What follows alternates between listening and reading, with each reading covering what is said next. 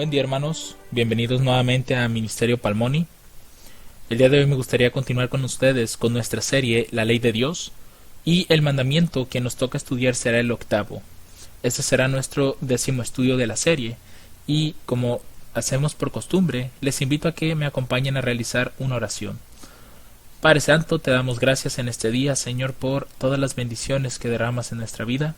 Queremos pedir, antes de poder abrir tu palabra, tu dirección, Padre, sobre ella, que nos llenes de tu Santo Espíritu, Señor, para poder comprender cada texto que hayamos de leer en esta mañana. Asimismo, te rogamos que nos ayudes a poner por obra, Señor, estos mandamientos en nuestra vida diaria, Señor, que podamos ser obedientes en lo más íntimo de nuestros corazones, Padre, y que no solamente podamos hacer tu voluntad a la vista de los hombres, sino también cuando estemos a solas, Señor. Nos ponemos en tus manos, en el bendito y santo nombre de nuestro Señor Jesucristo. Amén. Y en el 8º mandamiento nos dice, no hurtarás. Y este mandamiento lo podemos encontrar en el libro de Éxodo, el versículo 15. Realmente los mandamientos que tienen que ver con la relación que tenemos con nuestro prójimo son un tanto cortos, a excepción del 5º mandamiento que nos hablaba acerca de la honra que le debemos de dar a nuestros padres. Pero de ahí en adelante, el resto de los mandamientos son cortos. Ya cuando llegamos al 10º, pues se amplía un poco más. Pero en general, los mandamientos que están entre el 5 y el 10 son bastante cortos. Ahora, ¿qué abarca este mandamiento? No hurtarás. Sabemos que el hurtar significa robar. Entonces, en términos generales, la Biblia nos ofrece algunos consejos respecto a este mandamiento. Por ejemplo, el libro de Éxodo, capítulo 22, versos 1 al 4, y después los versos 7 al 9, nos amplía un poco más este término de no hurtarás. Nos dice, cuando alguno hurtare buey u oveja, y le degollare o vendiere, por aquel buey pagará 5 bueyes, y por aquella oveja 4 ovejas. Noten que uno de los términos que se había establecido con anterioridad es que la persona que hurte debe reponer lo que hurtó. Dice, si el ladrón fuere hallado forzando una casa y fuere herido y muriere, el que él hirió no será culpado de su muerte. Y si el sol ya había salido sobre él, el matador será reo de homicidio. El ladrón hará completa restitución. Si no tuviere con qué, será vendido por su hurto. Si fuera hallado con el hurto en la mano, sea buey o asno u oveja vivos, pagará el doble.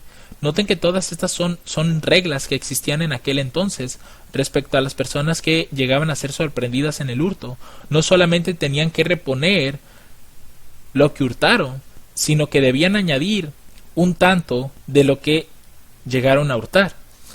Dice, si fuere hallado con el hurto en la mano, sea buey o asno u oveja vivos, pagará el doble. Cuando alguno diere a su prójimo plata o alhajas a guardar, y fuere hurtado de la casa de aquel hombre, si el ladrón se hallare, pagará el doble. Si el ladrón no se hallare, entonces el dueño de la casa será presentado a los jueces, para ver si ha metido su mano en la hacienda de su prójimo, sobre todo asunto de fraude, sobre buey, sobre asno, sobre oveja, sobre vestido, o sobre cualquier cosa perdida. Cuando uno dijere, esto es mío, la causa de ambos será traída ante los jueces, y aquel a quien los jueces condenaren pagará el doble a su prójimo.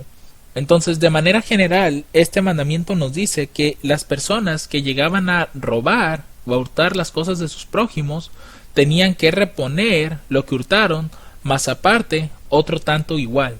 Entonces, en términos generales, a esto se refiere este mandamiento: no tomar nada que no sea de uno, y en caso de hacerlo, pues hay que reponer la parte que se hurtó.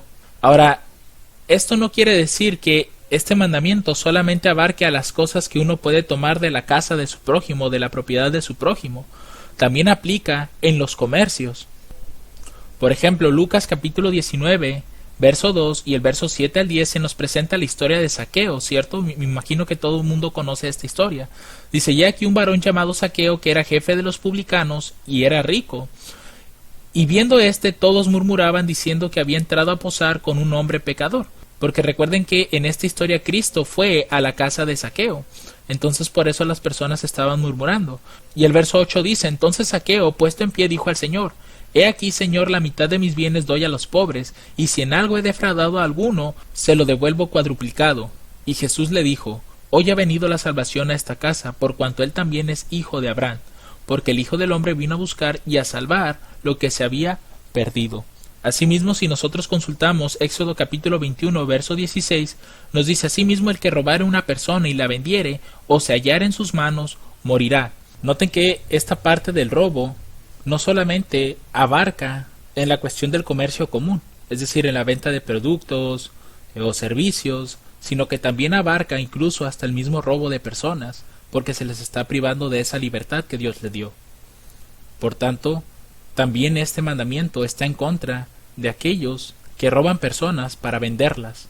Y volviendo al ámbito del comercio común, es decir, la venta de productos o servicios, este mandamiento también es aplicable cuando hay productos, por ejemplo, que tienen que ser pesados y en este caso el vendedor sabe que tal vez su báscula está descompuesta y está causando que pese de forma incorrecta.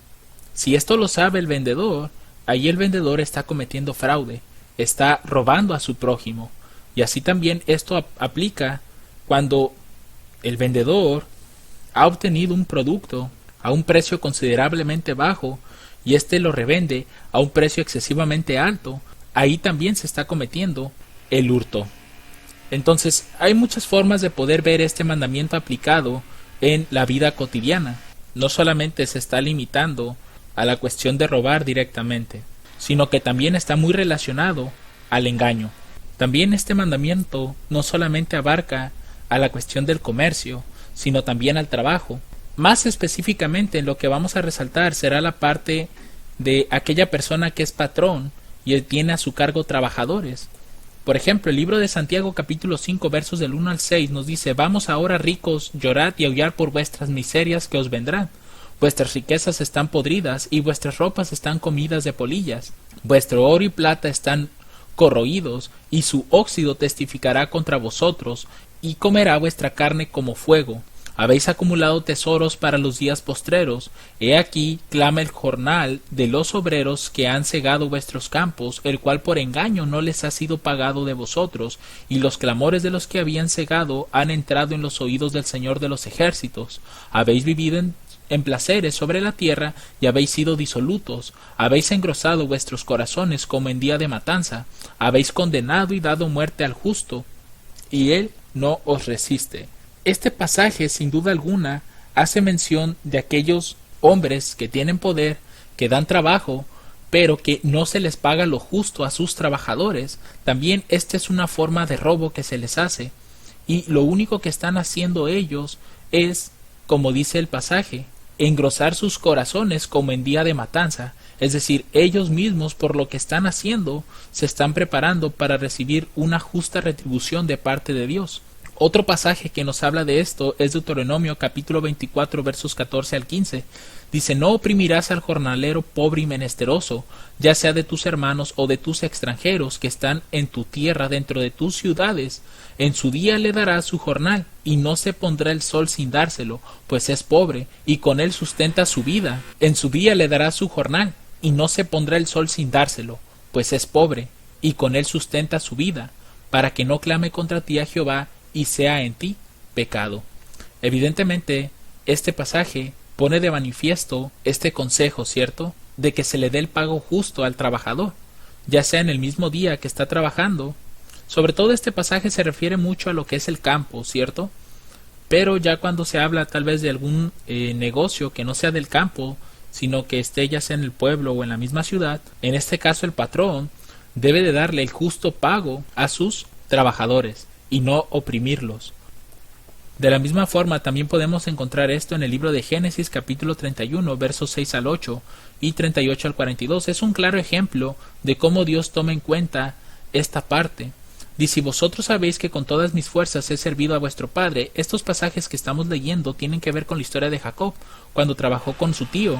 Entonces el pasaje nos dice: y vosotros sabéis que con todas mis fuerzas he servido a vuestro padre, y vuestro padre me ha engañado y me ha cambiado el salario 10 veces, pero Dios no le ha permitido hacerme daño. Si él decía así: los pintados serán tu salario, entonces todas las ovejas parían pintados, y si decía así: los listados serán tu salario, entonces todas las ovejas parían listados. Estos 20 años he estado contigo, tus ovejas Ahora en el verso 38, Jacob le está diciendo ya a su tío directamente: estos 20 años he estado contigo, tus ovejas y tus cabras nunca abortaron, ni yo comí carnero de tus ovejas, nunca te traje lo arrebatado por las fieras, yo pagaba el daño, lo hurtado así de día como de noche, de mi mano lo requerías, de día me consumía el calor, y de noche la helada, y el sueño huía de mis ojos. Así he estado 20 años en tu casa, 14 años te serví por tus 2 hijas, y 6 años por tu ganado, y has mudado mi salario 10 veces. Si el Dios de mi padre, el Dios de Abraham, y el temor de Isaac no fuera conmigo, de cierto me enviarías ahora vacío, pero Dios vio mi aflicción y el trabajo de mis manos, y te reprendió anoche. Lo que quiero que vean con esta historia es que Dios toma mucho en cuenta la manera en la que se trata a los trabajadores, y si se les está dando el pago justo por el trabajo y el esfuerzo que le están dedicando al negocio o a la empresa. Es decir, que aún estas cosas que parecieran ser minúsculas a nuestros ojos, Dios las toma en cuenta en sobremanera. Por eso es que aquí Jacob resalta mucho esa parte: si el Dios de mis padres no hubiera estado conmigo, de cierto aquel hombre hubiera mandado con las manos vacías a Jacob. Por eso es, mis hermanos, que este mandamiento, el de no hurtarás, no solamente tiene una connotación general, ¿no? El hecho de que tú le robes a tu prójimo algo de su propiedad, sino que abarca también en las cuestiones del comercio, en las cosas que se venden, que se compran, si se está dando lo justo por el pago, y asimismo abarca también en el trabajo, que en este caso el patrón dé el pago justo a sus trabajadores por el servicio que éstos le están prestando. Todo eso Dios lo está mirando prácticamente. Y como hemos visto en los estudios anteriores, este mandamiento no solamente tiene una aplicación con nuestro prójimo, sino que también tiene una aplicación para con Dios. Y esa es la última parte que vamos a ver de este estudio, porque este mandamiento también se aplica para con nuestro Dios. Por ejemplo, Malaquías capítulo 3 versos 8 al 12 nos dice: ¿robará el hombre a Dios? Pues vosotros me habéis robado. Y dijisteis: ¿en qué te hemos robado? En los diezmos y las ofrendas. Noten, a Dios, mis hermanos, también se le puede llegar a robar. Aquí el ejemplo que nos está dando el pasaje es que se le roba en diezmos y ofrendas, pero también hay muchas otras historias en las cuales nosotros podemos ver que también se le roba a Dios cuando utilizamos nuestro tiempo para cuestiones que no tienen que ver con su causa, cuando lo malgastamos, incluso nuestros recursos, cuando los usamos solamente para enaltecer nuestro yo. También de esa forma estamos robando a Dios. Cuando no usamos nuestros dones para el servicio de Él, para el servicio de nuestro prójimo, también ahí estamos haciendo mal uso de lo que Dios nos ha entregado, le estamos robando. Por eso dice aquí en el verso 9: malditos sois con maldición, porque vosotros, la nación toda, me habéis robado. Es decir, aquí lo que se está resaltando es el hecho de que no era ni una, ni dos, ni tres personas que le estaban robando los diezmos y las ofrendas a Dios. Era toda la nación la que estaba haciendo ese robo. Por eso Dios le dice al pueblo: traed todos los diezmos al alfolí, ya hay alimento en mi casa, y probadme ahora en esto, dice Jehová de los ejércitos, si no os abriré las ventanas de los cielos, y derramaré sobre vosotros bendición hasta que sobreabunde. Reprenderé también por vosotros al devorador, y no os destruirá el fruto de la tierra, ni vuestra vid en el campo abortará, dice Jehová de los ejércitos. Y todas las naciones os dirán bienaventurados, porque seréis tierra deseable, dice Jehová de los ejércitos. Obviamente, todas estas aplicaciones, si las quisiéramos ver en aquellos tiempos donde era más el trabajo que se hacía en la tierra, pues evidentemente se aplicaba en ese tiempo a eso, ¿cierto? Es decir, que Dios iba a reprender en este caso tal vez a los pequeños insectos o los gusanos que devoran el cultivo, a las plagas. Dios las iba a reprender para que no fueran tocadas, pero siempre y cuando ¿qué? Siempre y cuando el pueblo fuera fiel en sus diezmos y en sus ofrendas. Porque eso, como hemos visto a lo largo de toda la Biblia, eso es algo minúsculo que Dios nos pide de aquello que ganamos, y de hecho no es algo que realmente Dios vaya a necesitar. Él utiliza para, en este caso, ayudar a sus siervos, a los que se dedican a la predicación del Evangelio. Y por ejemplo, si tomáramos las palabras, no recuerdo si fue Salomón o David, él menciona que de lo recibido de las manos de Dios, de eso le estamos dando. Es decir, no tenemos nosotros esa capacidad como para hacer cosas nuevas por nuestra cuenta. Todo lo que hemos recibido en nuestra vida, todo lo hemos recibido de las manos de Dios.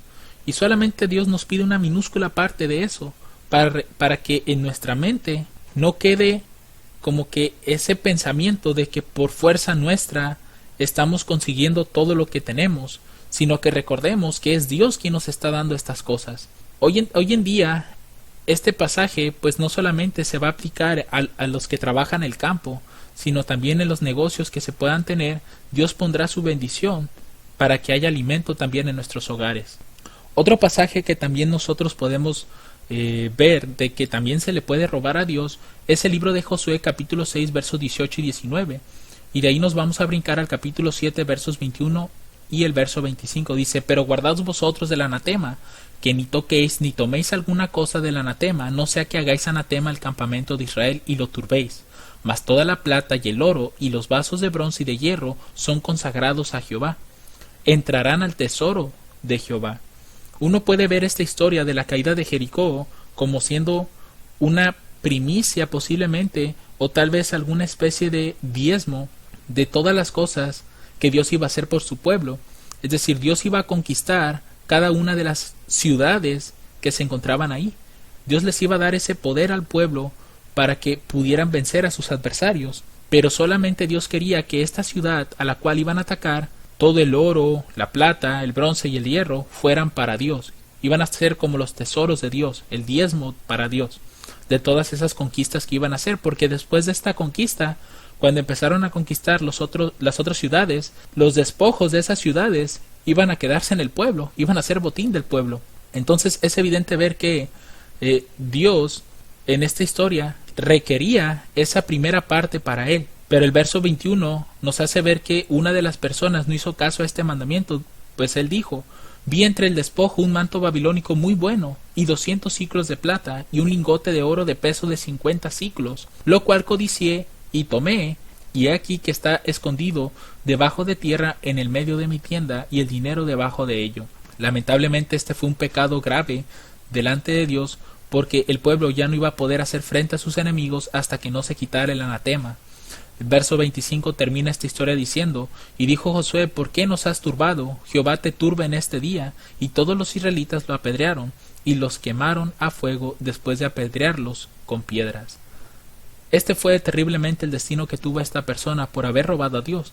Y hoy en día estas cosas realmente ya no las vemos, pero no cabe duda que si esto fue un pecado, y si nosotros lo cometemos, ese pecado está registrado en el cielo, de que le hemos robado a Dios. Y quizás aquí alguno se pregunte, porque aquí, bueno, este enfoque lo estamos dando muy relacionado a lo que son los diezmos y las ofrendas. Tal vez alguno se pregunte, bueno, ¿y para qué Dios quiere que demos esto? Además, algunos he llegado a escuchar que dicen que ya el diezmo ya no se ocupa dar a Dios, que eso solamente era para el servicio levita, y que cuando Cristo vino a morir, esas leyes quedaron abolidas. Pues si ustedes consultan la historia desde antes de que se estableciera el pueblo judío, nosotros podemos ver que ya los siervos de Dios ya le entregaban el diezmo a Dios.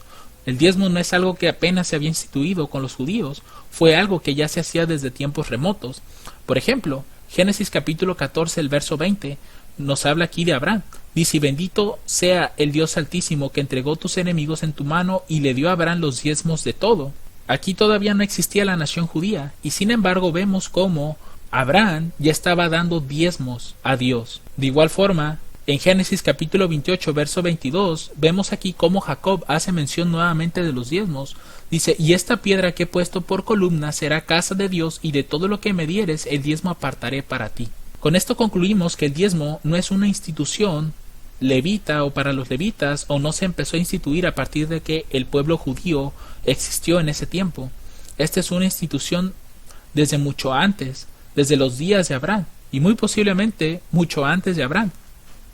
Aunque no hay un registro bíblico que nos diga que tal vez Adán o sus sucesores estaban dando un diezmo, pero por lo menos vemos que si Abraham estaba dando un diezmo, es porque era algo que se conocía desde antes. Entonces muy posiblemente desde Adán hasta Abraham, todos ellos dieron diezmo de todo lo que estaban ganando, de todo aquello que Dios les estaba dando. Creo que así quedaría mejor decirlo, ¿no? Porque realmente todo lo que tenemos es porque Dios en su providencia nos los ha dado, y estos dones son precisamente para que estemos apoyando a la causa de Dios, para que este evangelio siga avanzando y más personas puedan conocer del amor de Dios y de la salvación en Cristo Jesús. Por eso es que concluimos nuestro estudio haciendo un pequeño resumen de todos los puntos que estuvimos viendo dentro de este octavo mandamiento, el de no hurtarás. Recuerden, cada uno de los mandamientos se ven simples, ¿cierto? Pero ya cuando profundizas y ves más ejemplos en la Biblia, ves que no solamente se limitan algunas cosas.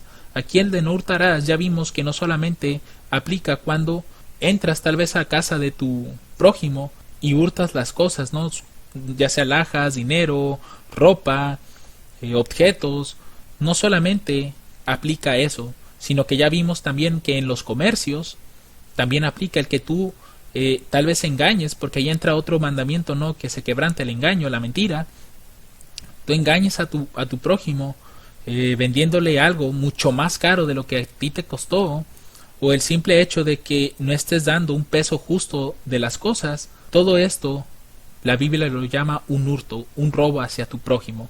Así también el hurto de las personas. Incluso me ha llegado a tocar ver que si un país invade a otro con motivos de conquista, eso es un hurto también, porque se está violando esa libertad. Ahí también aplica eso, el robo de personas. Todo eso engloba el comercio y entra dentro de este mandamiento. También vimos que dentro del trabajo, aquellos que son patrones, aquellos que dan empleo, si no están dando el pago justo a sus trabajadores y lo único que hacen es estar reteniendo para ellos gran parte del dinero, lo único que están haciendo es preparar sus corazones para el día de la matanza, para el día en que Jehová haga justo juicio con cada persona y dé la retribución a cada uno conforme a sus obras. Entonces aquellos que siendo patrones no están dando lo justo a sus trabajadores, incluso los oprimen con largas horas y con poco pago, todo eso Dios lo ve y todo queda apuntado en el cielo como un pecado grave delante de Dios. Y finalmente concluimos esto con que a Dios también se le aplica este mandamiento, pues nosotros podemos llegar a robarle a Dios no solamente en sus diezmos y las ofrendas, sino que además con el tiempo, con los recursos que Él nos da, con los dones que Él nos da, si están siendo empleados de una forma indebida, esto es un robo que se le está haciendo a Dios. Porque todo aquello que Dios nos ha dado es para que lo consagremos a Él y a su servicio, en pro de su causa. Así que mis hermanos, si alguno de ustedes tiene todavía dudas o tiene preguntas en algún punto que se dijo, les invito a que nos puedan escribir y con mucho gusto y con la ayuda de Dios vamos a tratar de responder esas dudas. Que el Señor les bendiga abundantemente. Amén.